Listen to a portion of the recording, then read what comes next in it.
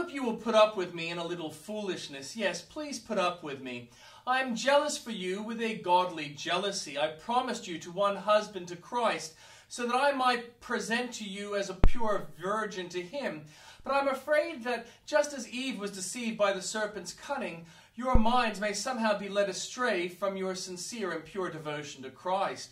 For if someone comes to you and preaches a Jesus other than the Jesus we preached, or if you receive a different spirit from the spirit you received, or a different gospel from the one you accepted, you put up with it easily enough.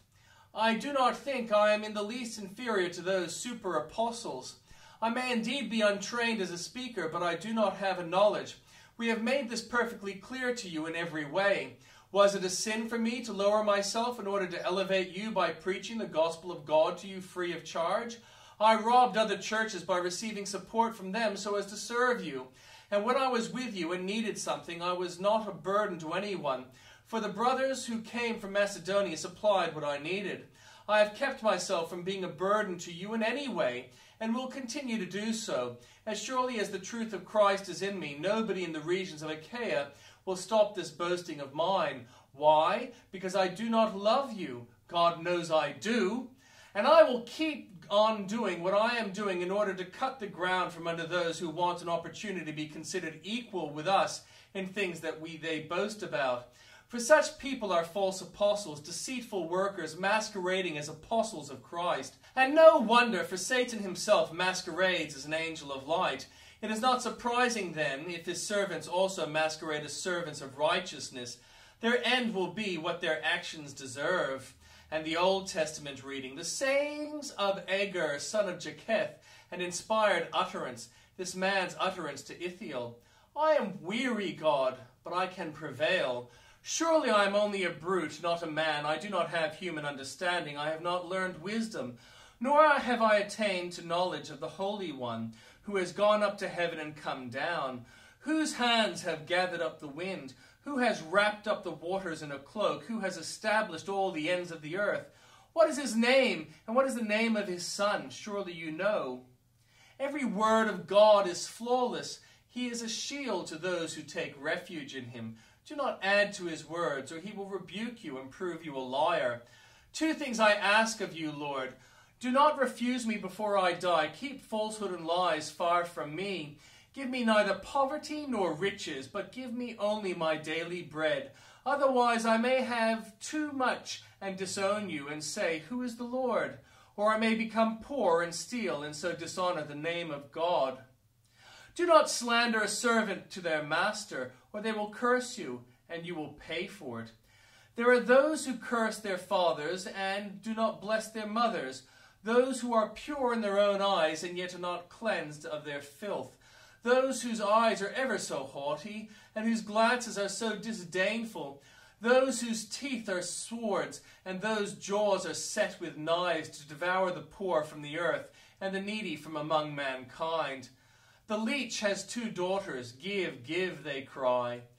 There are 3 things that are never satisfied, 4 that never say enough. The grave, the barren womb, land which is never satisfied with water, and fire which never says enough. The eyes that mock a father, that scorns an aged mother, will be pecked out by the ravens of the valley, will be eaten by the vultures. There are 3 things that are too amazing for me, 4 that I do not understand. The way of an eagle in the sky, the way of a snake on a rock, the way of a ship on the high seas, and the way of a man with a young woman. This is the way of an adulterous woman. She eats and wipes her mouth and says, I've done nothing wrong. Under 3 things the earth trembles, under 4 it cannot bear up. A servant who becomes king, a godless fool who gets plenty to eat, a contemptible woman who gets married, and a servant who displaces her mistress. 4 things on earth are small, yet they are extremely wise. Ants are creatures of little strength, yet they store up their food in the summer. Hyraxes are creatures of little power, yet they make their home in the crags. Locusts have no king, yet they advance together in ranks. A lizard can be caught with the hand, yet it is found in kings' palaces. There are 3 things that are stately in their stride, 4 that move with stately bearing. A lion, a mighty among beasts, who retreats before nothing. A strutting rooster, a he-goat, and a king secure against revolt. If you play the fool and exalt yourself, or if you plan evil, clap your hand over your mouth. For as churning cream produces butter, and as twisting the nose produces blood, so stirring up anger produces strife. The sayings of King Lemuel, an inspired utterance his mother taught him. Listen, my son, listen, son of my womb. Listen, my son, the answers to my prayers. Do not spend your strength on women, your vigor on those who ruin kings.